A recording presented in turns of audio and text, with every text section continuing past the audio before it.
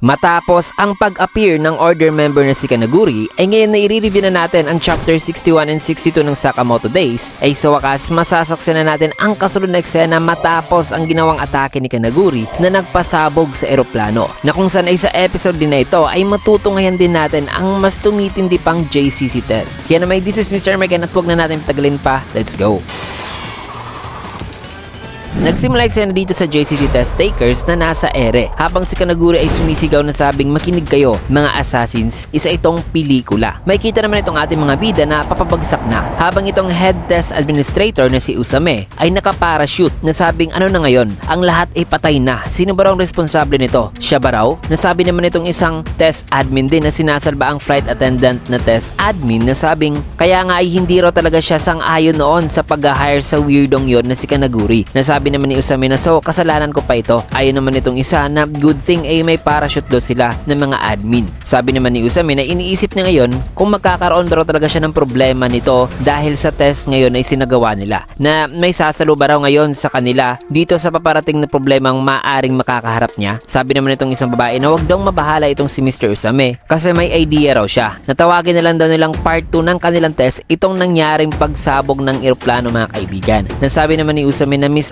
Ato, isa yung genius na idea. Kaya nag-anunsyo naman si Usame na sabing, attention mga test takers, simula ngayon gaya sa plinano na namin, ito ang magiging part 2 ng ating test. At upang makapasa kayo ay kinakailangan nyong mag-possess ng kahit isang JCC bullet lang at makapag-land ng ligtas. Napasigaw naman si Shin na nasa isipan naman itong test admin na si Noro ay wala raw siyang narinig na ganitong test noon. At saka wala rin daw siyang parachute. Kaya sabi naman ni Shin na hindi talaga plinano ang test na ito. Sumigaw naman si Kill Baby na buhay pa pala at may bandage sa kanyang leeg na wikang nakakainis. Bakit ba napaka-unusual ng test ngayon? Sabi naman ni Usame na tumahimik kayo. Nasa nagdaang dekada raw 15 tao raw ang nakapag-survive sa airplane accident na walang mga parachute, at base raw sa kanilang flight route ngayon ay may sapat naman daw sila ngayong na-inhale na oxygen o nakakahinga pa naman daw sila. So nasa approximately 20,000 feet daw sila ngayon na papabagsak na may bilis na 120 miles per hour, na may 2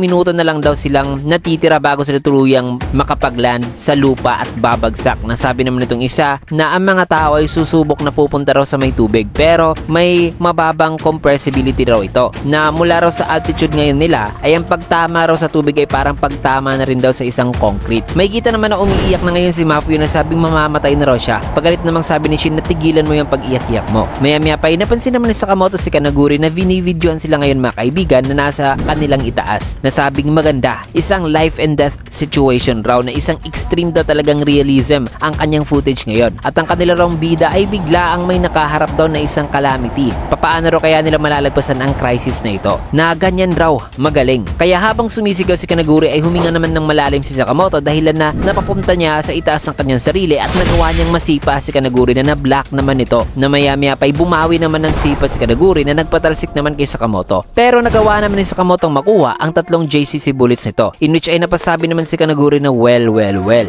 isang magandang supporting character. Sinabihan naman ni Shin si Sakamoto na deadmine na lang daw ang siraulong si Kanaguring yon. Kailangan na raw nila ngayon na makakita ng paraan sa kung paano sila makakapagland sa ganitong sitwasyon na ito. Nasagot naman ni Sakamoto na kahit daw makakapagland sila ng maayos ay magfe-fail naman daw sila sa test kung wala raw silang makukuhang JCC bullets. Namangha naman si Akira kay Sakamoto na sabing sino ba talaga ang taong to, na habang napapanik raw ang lahat ay ang iniisip raw ni Sakamoto ay sa kung ano raw ang mangyayari sa kanila pagkatapos ng kanilang problemang kinakaharap ngayon. Maya-maya pa sinabihan naman si Sakamoto si Shin na wag daw itong mabahala kasi naisip na raw niya na mangyayari talaga ang senaryong ito. Kaya ay nagdala raw siya ng apron. Nasabi naman ni Shin na tama po kayo, pwede natin gawing parachute ang apron. Nalaking gulat ni Shin na nang ginamit ito ni Sakamoto ay nabigatan lang ang apron mga kaibigan at hindi kinaya ang bigat ni Sakamoto. Na sa isipan naman ni Akira ay sabi pa niya na si Mr. Taro ay hindi raw talaga sumusukon, na habang tinitignan lang daw niya ngayon si Mr. Taro sa ginagawa nito ay parang nagbibigay daw ito tuloy sa kanya ng tapang, kaya hindi rin daw siya susuko, na ang kailangan niya lang daw gawin ay ang gamitin talaga ang kahit na anumang skill na meron daw siya. Na habang iniisip ngayon ni Akira ang kanyang mga skills na ang paglolaundry, paglilinis at kahit pananahi, ay na-realize niya na magaling daw pala siya sa housekeeping ng mga bagay na kahit noon ay lagi siyang pinapaayos ng mga sirang botones o iba pa, na sinabihan nga siya noon na magiging magaling daw siyang asawa dahil sa mga skills serious nito, na sinabihan din siya na kalimutan na lang daw ang pagiging assassin. Kaya dito na bigla ang may naisip si Akira na sabing, nakuha ko na, kaya ko to. Sabay sinabihan niyan lahat na kayong lahat, hubarin niyo ang mga damit niyo. Nagulat naman si Shin kaya sabi ni Akira na wala na raw time pa para magpaliwanag siya, na habang nagsasalita pa siya ay binigay na nila Sakamoto at Shin ang kanilang mga damit. Habang si Mafuyo ay nagsalita naman na sabing, para san?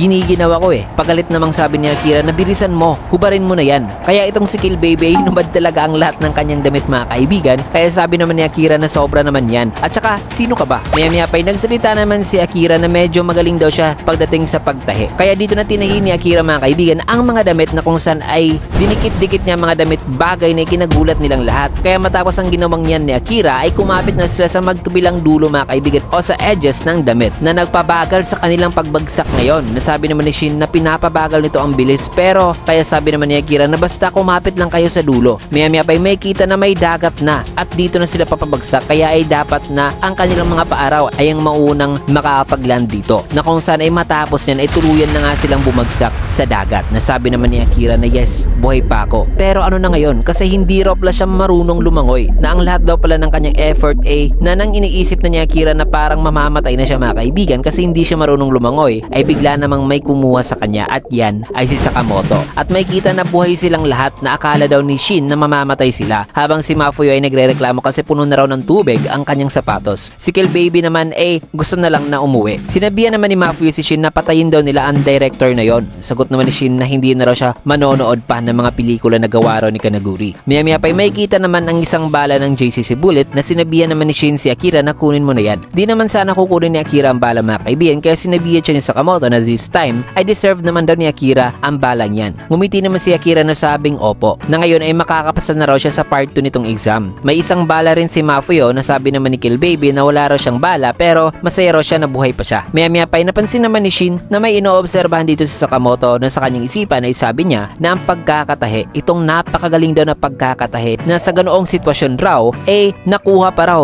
ni Akira na matahe ang mga damit sa napakabilis pa na paraan, na ano ba raw talaga itong babaeng to. Matapos din ay sa isang area ng beach ay may kita naman si Kanaguri na wala ng camera at nakahiga na sabing hindi na raw siya makakapag-shoot pa para sa kanyang movie, na may rason pa ba raw mabuhay kung ganon. Matapos yan ay nang nakapagbihis na silang lahat ay tanong pa ni Shin kung magpapatuloy pa ba raw ang test. Binilang naman ni Shin ang mga nakaligtas na marami pa raw sila, na nasan ba raw ang movie director na yon. Bigla naman nagsalita si Akira na masaya raw siya na ayos lang daw silang lahat kasi sa totoo lang daw ay isa raw iyong milagro na buhay pa sila, at ngayon na umabot na raw sila sa puntong to ay dapat na ipasa raw talaga nila nang magkasabay ang test at na maging isa lang daw sila sa iisang class sa JCC. Sabi naman ni Mafuyo na plano naman daw talaga niya na pumasa. Nasabi naman ni Shin na mga classes, di ba? May mga school festival din ba raw sa JCC? Sagot naman ni Sakamoto na meron sila. May sports event nga raw at may year-end class trip. Namangha naman si Shin nang masabi yan ni Sakamoto. Maya-maya pa nagsalita naman sa isang distance si Kill Baby na sabing, oy, tingnan nyo, may nahanap akong bala sa beach. Kaya nakapasa rin ako sa stage 2 ng test. Tanong naman ni Shin na sino yan? Sino bang taong yan? Sagot naman ni Mafuyo na di ko rin alam.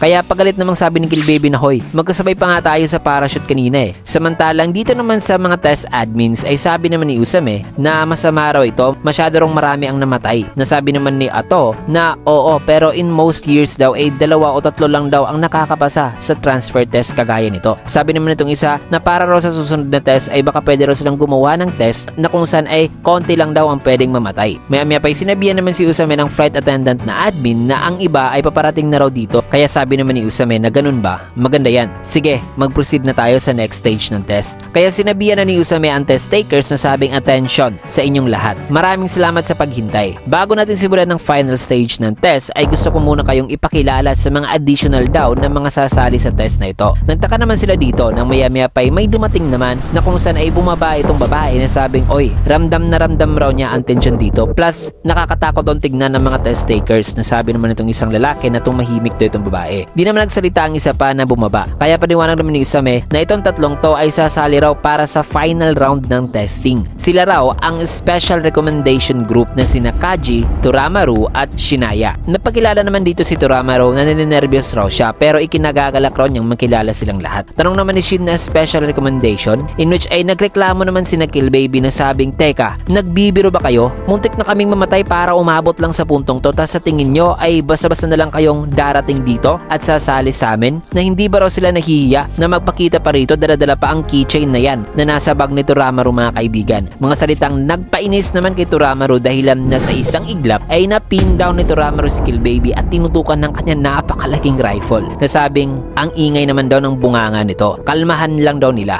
Nagulat naman si Shin sa ginawa nito. Nasabi naman ni Usame na pasensya na, nakalimutan daw niyang sabihin na ang mga aplikante raw ito ay nirekomenda raw ng mga agencies na pro pagdating sa field of assassins, na sa madaling salita, ang kakayahan ng tatlong to ay confirmed na, kaya dapat ay maging mabuti raw sila sa isa't isa. Sabay sinabihan ni Usame si Toramaru na may maliit na lang daw silang bilang ng mga grupo, kaya ay wag daw sana itong pumatay ng tao ng pabigla-bigla. Nasagot naman ni Toramaru na pero ang sirang ulong yon ay pinagtawanan daw ang kanyang special Sakamoto keychain. Na nang masabi yan ni Toramaru ay sabi naman ng iba na si Sakamoto ang legendary assassin daw. Narinig daw nila na may bounty raw sa ulo nito, na may mga assassin fans daw pala rito. Habang sina Shin at Sakamoto ay may kita naman ang kanilang gulat ng mga mukha mga kaibigan nang nakita nila ang keychain ng babae. Kaya sabi naman ni Shin na dapat ay dumistansya raw si Sakamoto sa babaeng to. Nasabi naman ni Sakamoto na mukhang delikado raw ito. Matapos dyan ay sa isang area, may kita naman sina Uzuki na sabing hindi raw kumokonek. Nasabi naman ni Gako na baka ay nasa gitna na raw sila ng exam. Nasabi naman ni Uzuki na sa tingin niya ay hindi raw pala pwede na tignan nila ang kanilang mga cellphone during sa test. Tanong naman ni Kashima na sigurado ba raw si Uzuki na magandang idea raw ito na ang pag-recruit daw ng mga estudyante na wala raw experience. Nasabi naman ni Uzuki na alam ba raw nito kung ano raw ang pinaniniwalaan niya, na sa tingin raw niya kasi na ang mga kabataan daw ay ang may chance talagang makapagbago sa society na ito. Kasi si Kashima nga raw noon ay isa raw teenager nung nagkita sila at si Gako ay mas bata pa raw kay Kashima noon. Sagot naman ni Gako na ganun ba? Di ko na maalala pa. Dahil pa ni Uzuki na di raw niya gusto na habang tumatanda raw siya ay mas dumadami raw ang kanyang daladala at mas bumibigat daw ang kanyang pakiramdam sa kanyang katawan. Pero ang kanilang mga kaibigan ay tatakbo raw sa napakabilis na paraan na magiging nakakatakot daw ito. Nang masabi ni Uzuki ang mga linyang yan ay napasabi naman si Gako na nagbabasa ka ulit ano. Sagot naman ni Uzuki na ang linya raw iyon ay mula raw sa isang movie. Matapos yan ay balik dito sa JCC test na kung saan ay sasagawa na ang final stage o ang stage 3 ng exam na isa raw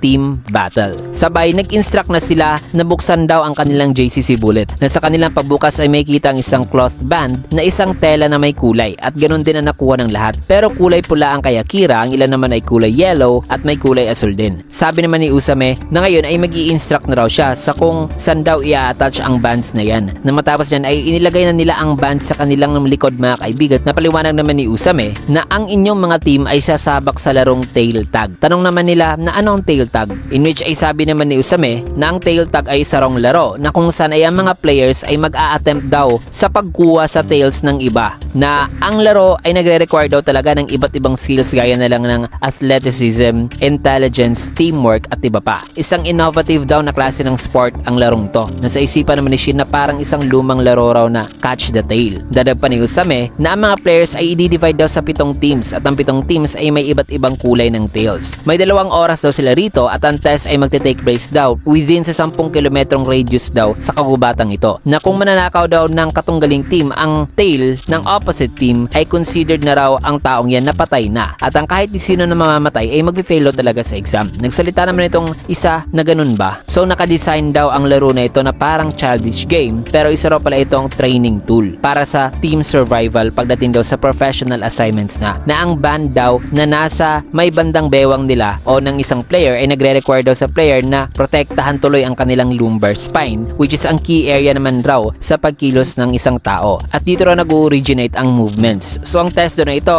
ay parang isang training technique daw sa mga assassins na naka-base daw sa US military SERE program. Napalunok naman ng laway ang ilang mga participants matapos mapaliwanag ng lalaki ang tungkol sa bagay na yon. Nasabi naman ni Usame na may matalino raw pala silang participant dito, na tama raw ang sinabi nito. Ngunit sa isipan naman nito ay sabi niya na sa totoo lang daw ay marami lang daw talagang taong napabayaan nilang mamatay sa unang stage ng test, kaya ay binuo nila ang game na ito. Pero ang paliwanag daw ng lalaki kanina ay parang nagpapaayos raw tignan sa kanilang binuong game, na parang pinaplanuhan daw nila mga kaibigan. Na nang narinig ni siya ng iniisip nito ay sabi naman niya na ang testing methods daw ni na Usame ay masyado rong disorganized. Maya-maya pa'y may napansin naman si na Mafuyu at Shin nang makikita na magkaibang kulay pala ang tail band ni na Shin at Sakamoto. Nasabi naman ni Shin na so magkaaway daw pala sila ni Mr. Sakamoto. May kita naman ang red team na sina Sakamoto, Akira at Kill Baby. Nasabi pa nga ni Kill Baby na ito pala ang teammates ko na mabibigatan lang ako dito. Gagawin ko na lang ang best ko. Dito naman sa white team ay sina Shin, Mafio at Kaji. Habang makikita naman ang blue, yellow,